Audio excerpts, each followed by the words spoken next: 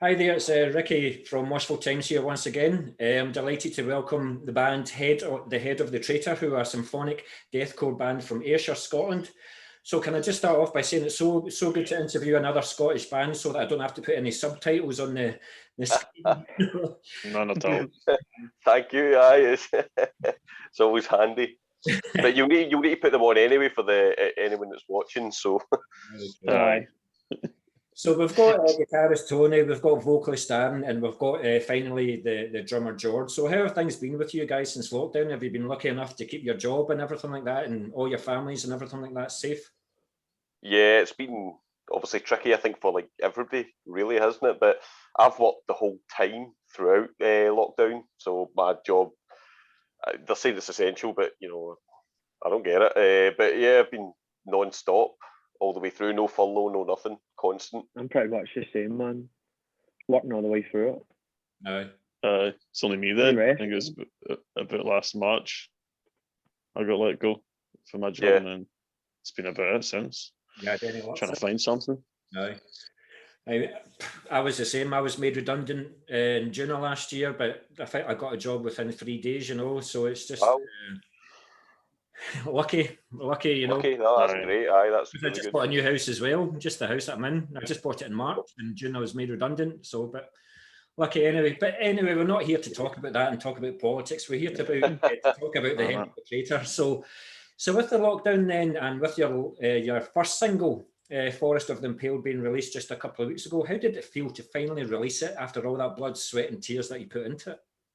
Oh, man, it was Over the moon. honestly like such a relief. It really was just a huge relief, man. Like we've kind of, I don't know, there was like just so much obstacles getting put in the way with lockdown and everything that was kind of kicking off, and because we were in a great groove beforehand, before lockdown happened, and we were like practicing constantly, and we were like everything was on point, and then everything just came and decided to stop that. So, but it was such a huge relief, and the response we got from it as well has just been absolutely amazing. It's been so positive as well, so it just feels brilliant, man. It's just so happy to have it out. Yeah. And it's just amazing what we can do in a short time period with the use of the internet in terms of putting music together and stuff without people even being in the same room. So it's pretty surreal. Sorry, that's actually a question I was going to ask later on, but you're talking about it just now, so we may as well bring it up. He's jumping the gun. I can't remember the questions. How are you communicating your ideas to each other? Well, we communicate. We've got like group chats set up and stuff. Yeah. We do like little video calls with each other as well. So we talk to each other like every day. In terms of like actual songs and stuff. I mean, like George was saying, with the internet, it's just everything's so convenient and so handy now. We can just send ideas to each other, like, "Oh, I was working on this. What do you think of that?" And hang in the group chat. Everybody hears it. Everybody can, put their ideas across and stuff. It's just so convenient, so easy. Yeah. So, Darren, is Tony the type of guy that would send you a riff at 4 o'clock in the morning then? If the wind's keeping them off, aye. I would say so, aye. We've had chats at 4 a.m. I was about to say, if anyone's talking to 4 in the morning, it's you too, man. Aye. Pretty much. I'm always up at that. I'm mostly night shift, so I'm up at that time. Good stuff. Well, I've listened to the single a good number of times, and there's a bit of everything in there. You call yourselves like symphonic deathcore, and I don't really know that many bands that are doing the same type of things. I mean, there's a wee bit of Dimmu Borgir, there's obviously a wee bit of death metal in there, there's obviously a wee bit of deathcore in there, so it's a nice mixture and it'll appeal to a lot of a variety of fans. So you've definitely got a new fan in myself. And for me, I found so far with people that are not fans and just like say a sort of general public person, they can at least hear the first kind of 30 seconds before they're just like, nah, it's not that kind of thing. I like the piano. Talking about the single again, it must have been a blast seeing it being released through Slam Worldwide. So how did you come about doing that? How did you get it released on there? So I was absolutely buzzing to have it released on Slam Worldwide. That's like, yeah, you see if you talk, like you could look at chat logs between like even just us three alone, and we're always sending like bands to each other. Check this band out, check that band out, and like 9 times out of 10, it's always like Slam Worldwide. You know what I mean? They're just like the boys. They love Slam Worldwide. So it was really cool. Like buzzing to actually have a song on Slam. We got chatting to Slam Worldwide, and they were quite keen to hear what we were doing. So we let them hear what we were doing, and they were really, really keen to release it under their name. So I mean, we were just buzzing by that. Yeah. So how long have you been together as a band? Well, the band started out with me and George. We've been jamming together for years now. You just like book practice spaces, and we just go and jam stuff, and and then one day we just decided we're like, should we actually just do a band then? We're like, yeah, I suppose we should, So we've been like a full 6-piece. I'd say probably close to the full 6-piece, probably close to a year. Yeah. But we've been jamming. Myself and George have been jamming and writing this stuff like for quite a while now. Yeah, it's quite. It's strange to have like a 6-piece band, but to have a 6-piece band from Ayrshire. Yeah, 6 people in Ayrshire. Well, to be fair, we're not all from Ayrshire. Darren and Richie are actually from Glasgow, so they're like civilised people. I wouldn't call Stein and Paul civilised, but yeah, so we're kind of like a mix, but we say we're kind of based more in Ayrshire. I would say really we're more of a Glasgow band because that's where all the gigs are going to be happening, and just because we're practicing down here just now because it's kind of easier to get in and out. We've got a pretty decent setup studio wise down here, so we can. It's easy for us to practice in Ayrshire. So yeah. So with the single as well, and because of bloody COVID, did you have? Is the song quite old already? Did you have plans to release the single before now? Well, no, the songs that's pretty late song, isn't it? Yeah, it's actually one of the newer ones. Yeah, as soon as because we'd planned maybe to release one of the other songs, and then once like we were finished with that one, we're like, we need to drop that one. I think that's the boy. So, but we had originally maybe planned to release it maybe before Christmas. Yeah. Obviously with COVID and things chucking stuff in the way, that didn't quite happen. But really, the delay wasn't that much because we wanted it maybe before Christmas, and we got it like 23rd of January. So it wasn't that big a wait. Maybe a month delay or so from what we would have preferred. Yeah. I suppose with the single as well, you've had a hell of a lot of positive feedback that I've seen, but is there any kind of constructive criticism that you've had and something that you maybe take on board? Well, the only, like, one of the main constructive feedbacks we had was just to do with like the actual mix. Maybe the guitars were maybe slightly too loud, but that's all been addressed and that's all been... that's what I was going to say itself. Yeah. Everything itself will sound different once it's actually down on a sort of album kind of thing. I've heard you say that earlier on an album. So I take it you've used this time constructively then and written more songs. Well, that's what I mean. That was the last song that we had written that was released, so there's a few more in the bag for sure. We've got like quite a lot, and I've got another 3 or 4. The time has been put to use. Tony's hands are up to no good at 4 in the morning. No. I'm a busy boy. Yeah. So. Well, that's certainly good to hear. Dan, did you ever have like a discussion like doing an EP first? It's always been the case of like doing an album. I think it's the album, isn't it? I think we're going with an album. Well, yeah, but see, this is where the lines are kind of blurred because originally I think we were talking EP wise, but because lockdown and stuff, like see the amount of like more material that we've actually got, it might make sense to just put it all together as an album as opposed to doing like a couple of EPs and but we're still discussing that kind of strategic approach to it. What direction do we go? But I mean, we've got a fair amount of material there that we could easily just fire it as an album as opposed to like a 4-track EP. And there's still even a lot of ideas floating about as well to kind of get jammed out when we can jam out. Yeah. That's the thing as well. Like, to be honest with you, I would much prefer an album, because with an album you've got a beginning, middle, and an end. Whereas with an EP, you have like 4 songs, and you're like, I just want It's more. done. Exactly. Yeah.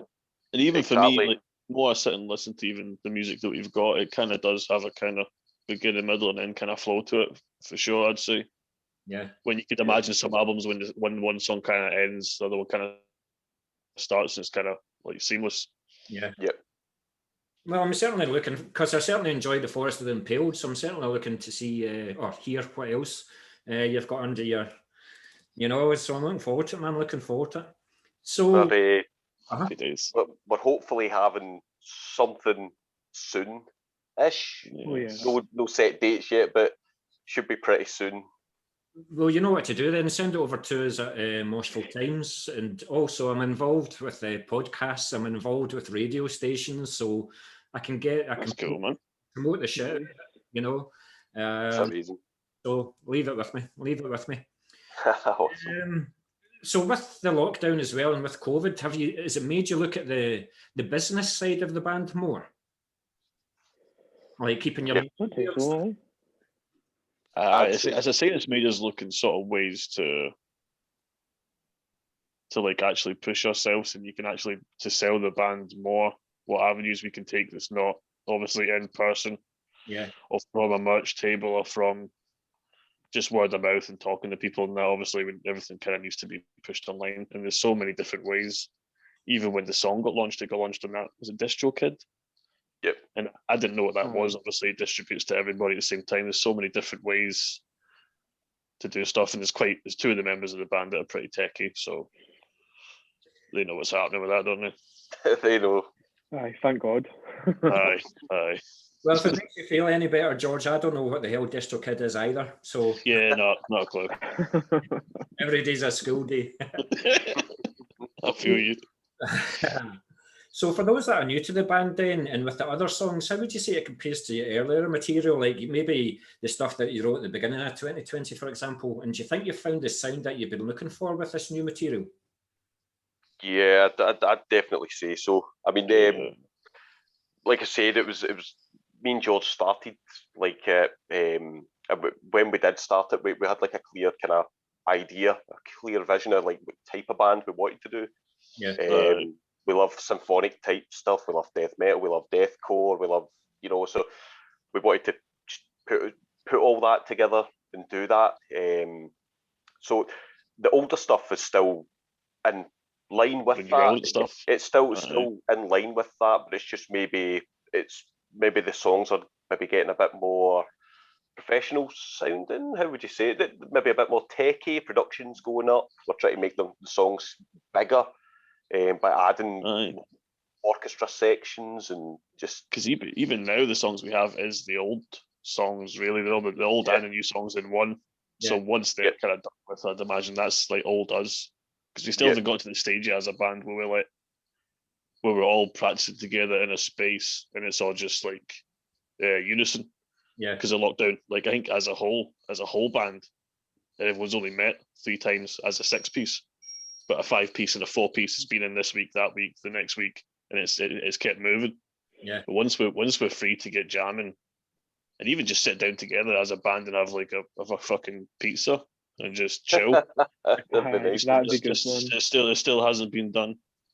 So, but for just now, it's going really well for the way it's going compared to other bands I've been in, and the way other sort of bands have been paced that I've been in. It all seems to be moving pretty quickly and professionally, and there's no egos or no everyone's going to take over the world and we're going to be the biggest band ever. It's just itching to play some gigs again. Yeah, well, I'm too old.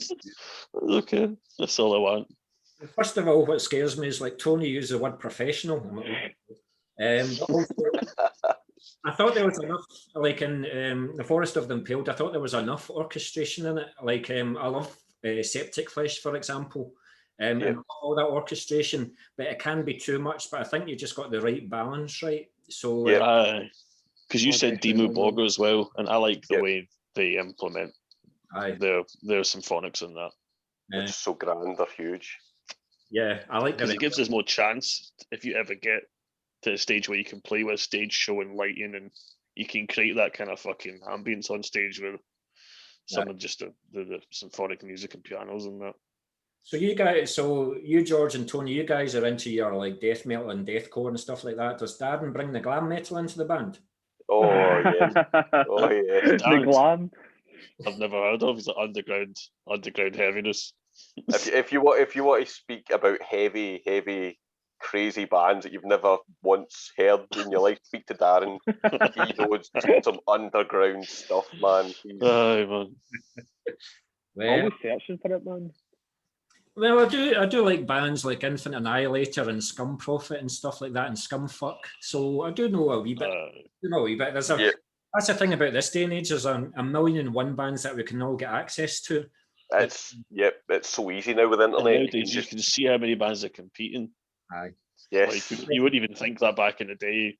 Like all the bands that we like that are famous, like at the same time, there's probably so many bands that ever didn't make it or competing at the same time. But that's my. You weren't aware of it nowadays in your face. That's my question for later on. That's my star question for later on. So we'll talk about that. Oh, jeez, I'm even revealing star questions here. I don't know what I'm doing. So Darren, I have to say about the vocalist then. So you being the vocalist, do you take care of all the lyrics then, or does all the band contribute to the lyrics? Once I kind of get a better idea or alpha idea of the track, I like to write, listen to the track. So I'll just keep repeating it. I'll listen and then I'll write to just whatever comes to mind. But I guarantee I've went to everybody at one point for a bit of help if I've had a bit of mental block or something like that. But that tends to be my go-to. For everything that we have to know, I think I have something wrote down for everything so far. But I like to run it past the boys, man, because I don't want to just keep it to myself. And as I said, like Forest Impaled, I'm pretty sure Tony pitched in a wee bit as that. I had a bad day with it and he helped us out with that, so that was good. Yeah. So what would you say your themes are? Is it just like blood and gore? Is it things that you see in the world every day, or what are your themes? Well, Forest Impaled I seen a meme and it was about what's his face, Vlad the Impaler. Aye, good. So I seen that meme and we're like, oh, that'd be a cool name for a song. And then I thought to myself, I've never actually took a subject and sat and wrote with that subject in mind. So that's how that kind of happened. Pretty cool subject, to be honest, but No, I do like it. It was like Forest of the Impaled, and then it starts with a piano, and I went, what? It soon changes. But the vocals were stunning as well. So there's so many different vocal ranges. I actually thought that there was two vocalists. There's nothing better on the live front for me in seeing more than one vocalist, but to especially do vocals where there's deep lows and clean and screaming is talent. There's a lot of talent in it. But how did it feel to record that? When you had to do it like line by line, how was your throat? How did you rehearse for that? God, that's a mouthful. So when I'm sitting writing the lyrics, I'll plan out the kind of the tones and the ranges in my head. It will all be in the head, and then it's usually me cleaning the kitchen and practicing while I'm cleaning the kitchen. I've sent you guys multiple recordings, and you can hear the washing machine going and stuff. But in terms of recording, I don't know, because it's been so long since I've been doing it. I feel like I'm doing the whole process right. There's a lot of information out there that makes me think, oh, I might not be doing this right, I might not be doing that. But see if it feels right, and you're putting out that sound and it doesn't hurt, then yeah, cool. Did I see one of your videos? You were in the wardrobe or something like that doing your vocals? Oh no, it was my mate Sean. So I record my vocals in his house because he's got this pretty cool setup, and he puts me in his wardrobe and he pads it all out, so everything's all condensed. The vocals aren't going anywhere apart from in the mic. Aye. So that helps a lot, man. It certainly does. It certainly sounded good. I'll give him that. So there'll of course be no live shows in the near future, but with the hope of the vaccine in the horizon, then do you have plans maybe towards late summer going into the autumn winter? Yeah, Yeah, definitely safety, big time. man. As soon as it's available, I think it's time to gig. Big I think there's time, even yeah. talk of maybe hiring a generator and going to a woods somewhere if gigs don't come about. So there We'll might make be it a gig happen. happening in a forest somewhere. Aye. Everybody gets impaled. Aye. Yeah, Yeah, Yeah. it's super fun. No, That's but we're plans are done. definitely looking into gigs. Hopefully, but I'm kind of hoping like maybe summertime. Yeah. Maybe Because wishful we thinking. I discussed that don't the other know, day. but Because something like want to lug gear about in the summer and it's nice and light till 10:30 at night and that. But exactly, yeah, that's probably going to be kinda shitty what winter we're hoping. when we're lugging gear in and out of venues. Aye. I Yeah, think it'd be good to like be ready, like for gigs happening. Because did you see like Who Topsy and stuff like that in Australia? They've recently sold out 2 nights in a row, and they've only just announced the gigs. It's absolutely insane. So I think it will happen here. Like as soon as they go up, people will just go to People are get like dying to go out. Aye. yep. aye. You know what it's like in Glasgow. I mean, we've got Ivory Blacks, we've got Audio, we've got the Cat House. They're all in a stone's throw of each other, and they'll probably have gigs in Aye. a week. So the Big permit time. is going to be spoiled I'd for. hope so. I think everybody's desperate to go to a gig now. So I mean, streaming gigs. Yeah. Is that something that you guys have thought of doing, like just streaming a couple of songs in the rehearsal room or something? Yeah, well, it's something that has been spoke about. It's something that the management team have been speaking about as well. So we're looking into that at the moment. It's definitely something that we're like thinking about. Because the one thing we would like to have, we're trying to find, is our own kind of practice space where we can kind of permanently be set up. Yeah. Yeah. Cool. Thanks for that, guys. So I haven't seen you for some time on social media, and things seem to be now very settled on the band members front. So how would you say you keep it all together, for example, when negotiating what stays in and what goes out of the song? I mean, imagine you've all got your own personal tastes, as we found out that Darren likes his glam metal. So It does. Yeah, well, I mean, we've not really came across a situation yet where somebody desperately does not like something that needs to go, sort of thing. There's not been any sort of situations like that. Usually, like, I mean, usually we'll all just sit down together. If we're in the studio, we'll just sit down, because sometimes like people come up with ideas, like we'll be playing something a certain way, and like they might say, I tell you what, let's just slow the tempo down here, man. Let's make that super slow. I'm like, right, cool, man, no problem. But I mean, we're all pretty laid back. We're all pretty easygoing. So there's nobody that's going to shoot anyone down. We'll try the ideas out. Everybody's open to it. We'll try it. If it doesn't work, it doesn't work. If it works, then bingo, brilliant. Yeah, and that's a good thing about this band that I'm enjoying as well. Especially, it's all just no one's going to take offense if you say you don't like something. It is what it is. Yeah. Cool. To be honest with you, I'm quite disappointed in your answer, to be honest. I was thinking of like fisticuffs in the studio and blood on the wall. It's absolute drama free. It's like loose women in it. It's so, I know. Cups of tea in that. Yeah. Heavy tunes. But we're talking me and George were talking the other day about the eventual very first band fight that's bound to happen, but we're just it's too laid back for that, man. I know. It's not happened yet. Too easy going.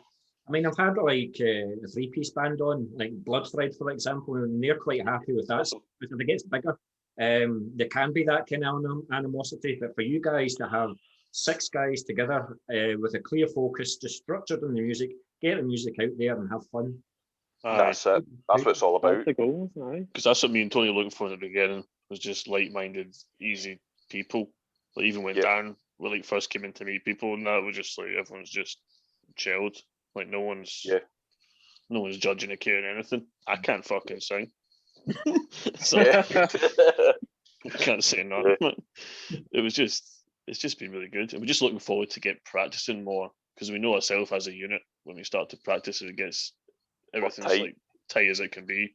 Yeah, we're tight. It's going to be good times. No, but it does feel weird, because as part of me that always wanted like 6 or even like 7 members, just to have that kind of presence when you turn up to a gig, when there's The fucking 7 of them. Like, aye, there's fucking 7 of them. It's going to be quite funny. You see you all fitting the stage at the audio or Ivory Blacks or something like that, But I'm looking forward to Ivory Blacks. I don't think I've even seen a keyboard player at Ivory Blacks right enough. But anyway. Aye. And most sound engineers hate my fucking drum kit. As soon as they see it coming, they're just like, no. So in a normal world then, where would you rehearse and where would you record your songs? Well, I mean, nowadays, I think recording's totally changed anyway. Most people have access to record their own stuff, like not even just in this band, and like it's just the done thing now. I watched a documentary, I think with Cytotoxin from Germany, and they just released a new album on Unique Leader Records, and they recorded all their guitar parts like in their bedroom and stuff like that. It's just like the done thing now, because the quality you can get is just phenomenal nowadays. It's amazing. We recorded one of my old bands. I think we spent about £200 recording in a studio in Glasgow, and the quality was awful. Whereas now I can sit in my bedroom for half an hour and knock up like an EP in no time, and it just sounds banging. You're just like, what? So obviously, like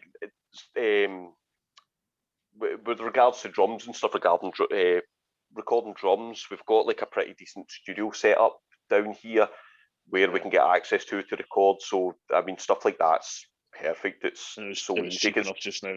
Instead of somewhere like Berkeley and that. Drums are always tricky to record, notoriously, but this is like a perfect setup for us. It's local, it's ideal, it's great. With regards to like guitars and bass and vocals and stuff, I mean, we could do that in the studio where we are as well, but I mean, we can get the same results just doing it in your house with your pajamas on. So it's that's why there's a lot of ideas flying around in the WhatsApp groups, and that's just busy. Yeah, busy. Just what you said, Tony. I don't think the drums are like hard to record. I think it's the drummer. It's the drummer. It's always the drummer. And turns up, could be a diva that day. Because you never know what's going on. I take it though, when you get your few dates for a short tour or something like that, that's when you are getting in the studio like 2 or 3 times a week. You must be dying to get in there and do that kind of shit, it's definitely. been a long time, isn't it? It's been like a year now. I mean, obviously there was a break in the lockdown a few months ago, wasn't there? We were just hammering the studio yet again, and everything was just bang on tight. See after like a session, everything's just tight and it's just sounding great. The first time after the first lockdown and we got back in the studio, we were maybe like a little rough for like 20 minutes, and after that you're just straight back to where you left off.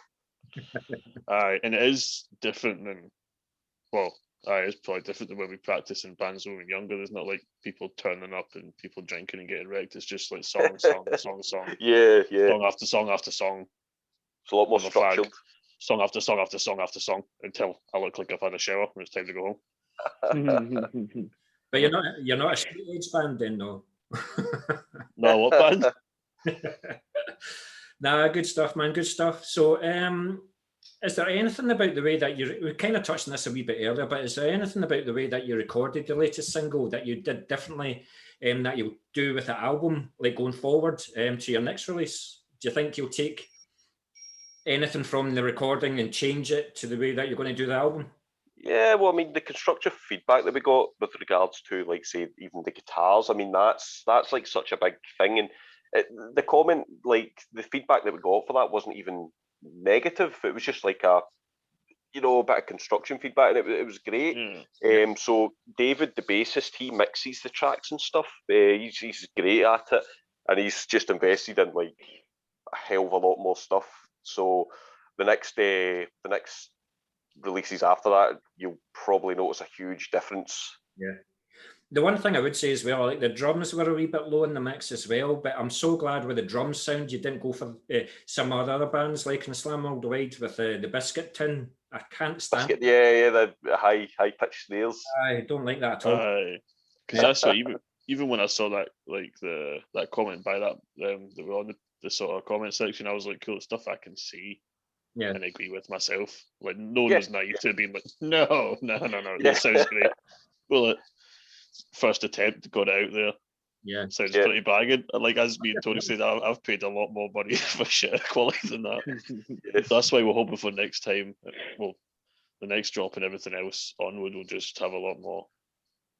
Hopefully, we can get together a lot more, just honed in on details, and actually sitting together in a room and doing stuff as a whole in the same room. Do you have an idea of who's going to produce it for you already, or are you just going to do it all yourselves? Or I mean, we're kind of like a DIY band at the moment, as is. In-house. Yeah, everything's done kind of in-house. David does the mixing side of things, and we've my friend Johnny from Devil House Productions. He does like the mastering side of things. Yeah. He's phenomenal with that side of things as well. So it's I mean, we're pretty much in-house with everything. We're quite DIY. Yeah, we're lucky for that, but Yeah. Pretty much an in-house band then. Who's the artist of the band? Because I was really impressed with the single cover as well.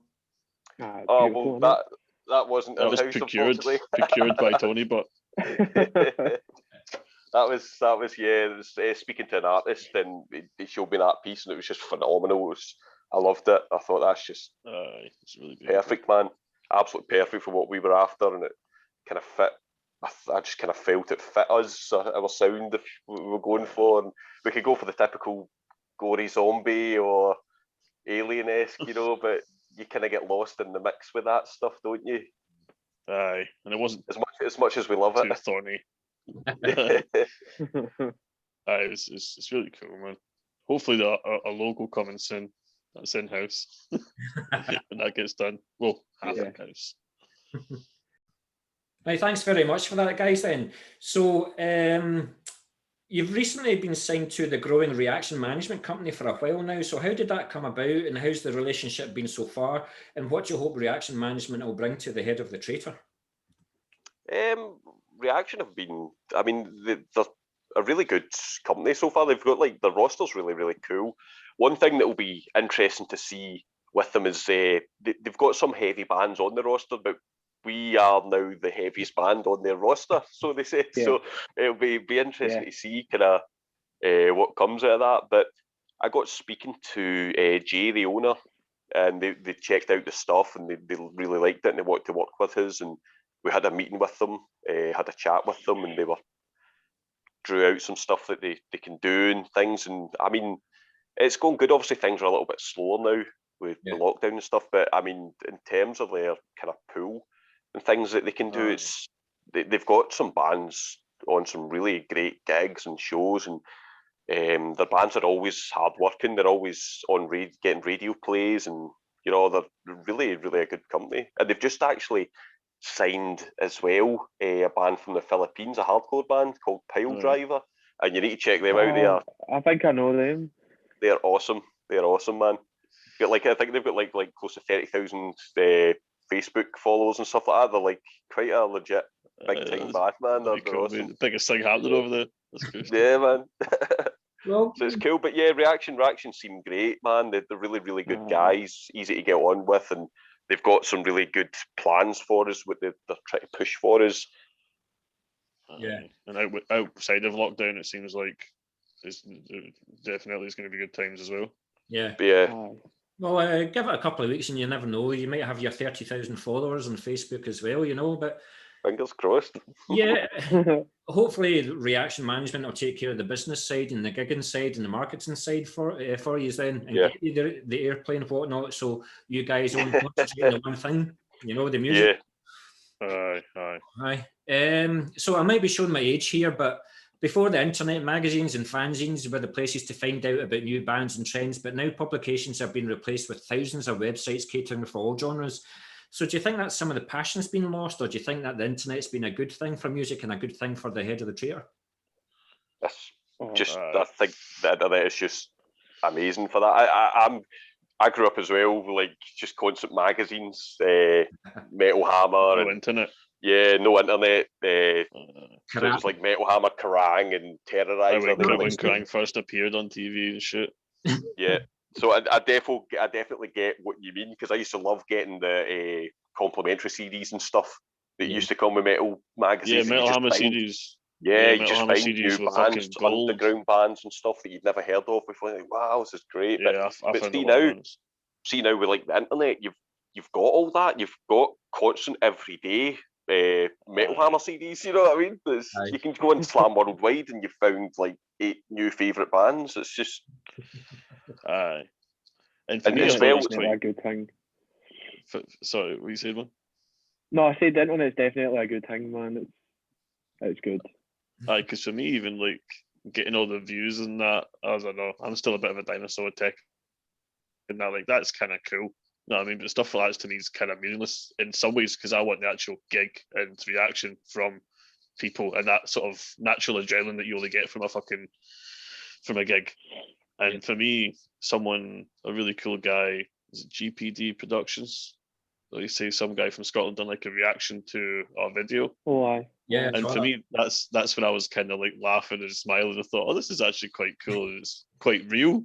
I was like, he's sitting laughing, enjoying it, and it's his actual initial reactions. I was like, that's quite cool. I wouldn't have had that shit when I was younger.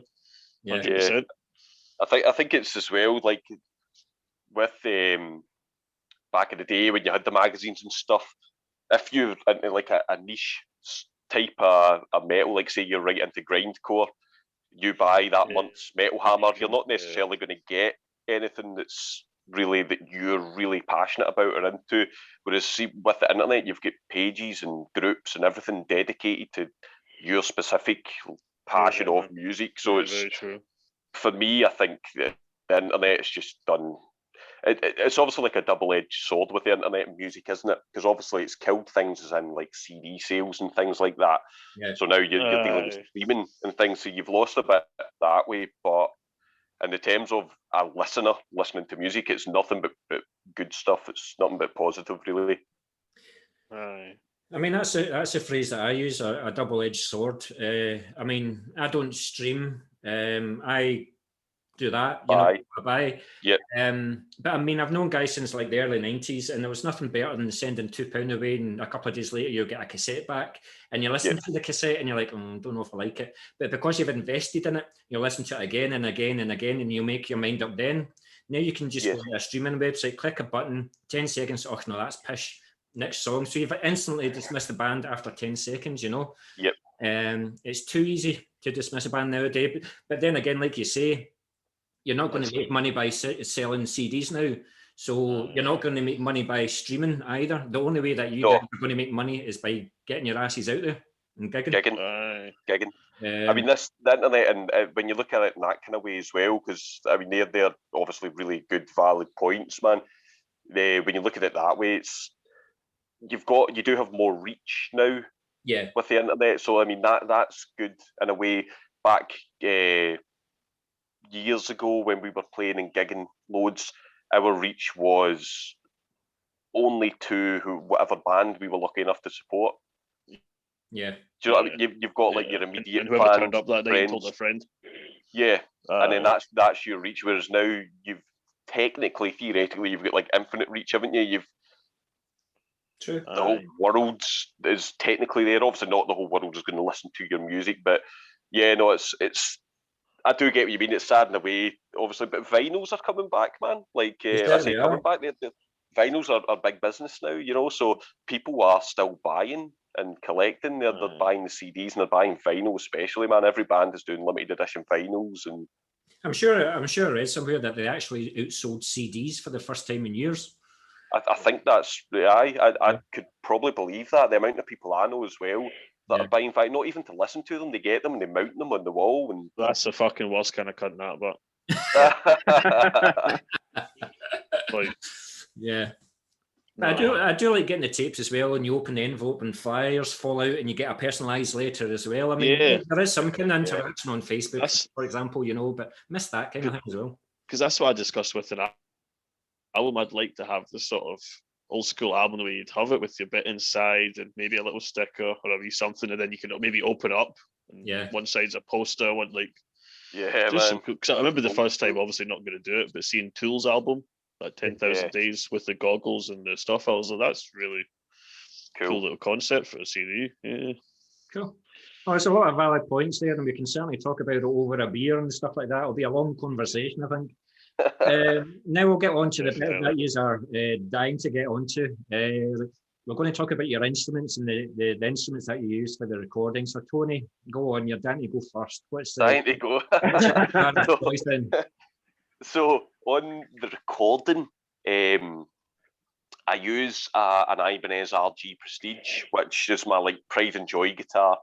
It sounds like I always feel a bit funny talking about these things because it's like I don't know, it's an expensive guitar and stuff, right? But at the same time, I feel a bit, I don't know, pompous about it, if you know what I mean, because I've got cheaper guitars that play just as good as that one, but I'll always go for that one because I like the kind of name of it and stuff, and I love that. It's not a 7-string, no, much Georgie's dismay. It's a 6-string. Asking the question every practice, is that miraculously growing a fucking string yet? But they're desperate. They're desperate to go for 7 strings, but we play in 7-string territory anyway. So for me, it's like, you know, why? And then whenever we got a bass involved, it's we're just touching on. Yeah, I did used to play 8 strings as well, but I sold both of them because could never find anyone else who played 8 strings and stuff, and it was like, never mind. You're not playing a band called Portal or anything like that anytime soon, so. No, that's it. That's just that was just one of those things that you see Tosin Abasi play and you go, I need an 8-string. I need an 8-string, and you get an 8-string and you go, I'm just not Tosin Abasi, man. I just can't do this stuff. You just sell it. That's the 8-string market currently, as far as I'm aware, man. It's just. So have you got it there so you can show us? Yeah, but I've got it here. This is my Ibanez. Wait, I'll turn the camera. Here's one I made earlier. Here's one I made earlier. I don't know if you'll see it too well. I will bring it down to show. Yeah, nice. If we can. So this is the Ibanez RG. What do you tune it to? It's tuned to B flat, drop B flat, or A sharp if you're that way inclined, man. Right, cool. So what pedals do you use? Pedals, I've recently just swapped. I've recently just changed pedals, and this is where it. I just love it, man. I used to use Boss stuff, and I love it. Boss make amazing pedals and stuff, but I've recently just swapped over to Headrush. I don't know if you know much about that or anything, but it's just the best. You get it's basically like how would you describe it? It's a pedal with like a tablet on it as well, so you can just drag and drop things. And I've not got it set up just yet, so no man, no, I would show you. But yeah, it's cool. It's really cool, really really cool. I'm using Headrush at the moment and an Ibanez RG. I won't. You'll be here for half an hour talking about George's drums, so I'll just wrap it up at that. Have you ever thought about? I've got it down. Have you ever thought about the HM2 pedal? HM2, is that like the Swedish sounding Boss? Oh, are you talking about like the Boss? Boss HM2, yeah, man. Yeah, I watch Ola England. Yeah. I don't know if you watch him. I love watching his videos, man, and he's always just firing those on. And I'm sure I used to have it actually. That's just the heavy metal. Is that the black one? Yeah. Yes, and then the HM2 that get used on loads of CDs actually in the Swedish death metal. So it did. Best guitar sound, Left Hand Path. I think that's actually at the Gates. I think they used it, didn't they, for Slaughter of the Souls? I think. Aye. You might be right. But Darren, thanks very much for that, Tony. Darren, see, I know you don't play an instrument, but have you went through a number of microphones or anything like that and settled on the one that you like? No, really, because this is the first proper time I've invested in anything. These guys will tell you, man, I don't have a clue about anything whatsoever. The mic I'm using now is just a one I got a wee bundle. It's like I think it's a Scarlett mic it's called, but it seems to do the job, man. But the setup that I recorded the single on, man, that's fed through God knows what. I'd need to like show you a picture of it, man. The guys have seen it. It's insane, man. But I'm totally clueless when it comes to all that technical stuff, man. He was sitting talking about all that guitar stuff, and I'm like, what? No, I don't have a clue, man. But I'm guessing as long as it's not like a little time, then you're good to go. Good stuff. Listen, guys, thanks very much for this interview. It's been a pleasure. Oh no, sorry, George, I forgot about the drummer there. As most fans do, Stormed off. Did it? I know. Right, here you go. What catch you? Right, go on, George. The floor's yours. What drum setup do you have then? It's a 2001 Tama Swingster, which I use at 8, a 10, a 14, and a 16 tom. Okay. And I do have 2 bass drums, but they might come out to play at some point, but I don't use them just now. And there's another 2. What is it? Double bass is the future. Oh, it just looks nasty. And I think there's another 2 toms as well that I don't fucking use. And I've got my snare, and I think it's about 14 or 15 cymbals. But I use Sabian, I've got Mino and Zelgin. But it's like 2 crashes, a ride, 2 hats, 3 splashes, 3 bells, some fucking octagon holes in it, mini China thing, another mini China, and 2 actual Chinas. I'm just looking at Darren. He's like, you what? Aye. There's a lot of shit. It's busy because I've always liked to get like intricate kind of plays and just detailed shit with the splashes and stuff and the small cymbals. And recently I just got like a new double bass pedal, like the sort of longboard ones, so I can sort of use, so I can get my speed up and eventually sort of practice heel toe to get really fast. And yeah, I'm just starting to, well, cool. I'm able to fucking use them really. So you could be the Ace or Gene Hoglan then? Not that I'm saying that you're the size of Gene Hoglan. I mean the size of the drum kit. I've got ankle weights on just now. I'd say it's like Gene Hoglan's, but not as symmetrical. But going on about the double bass, the best ever album and my favourite album of all time is Obituary Cause of Death. Because of James Murphy, the vocals, John Tardy's vocals, but because of the sound of the double bass.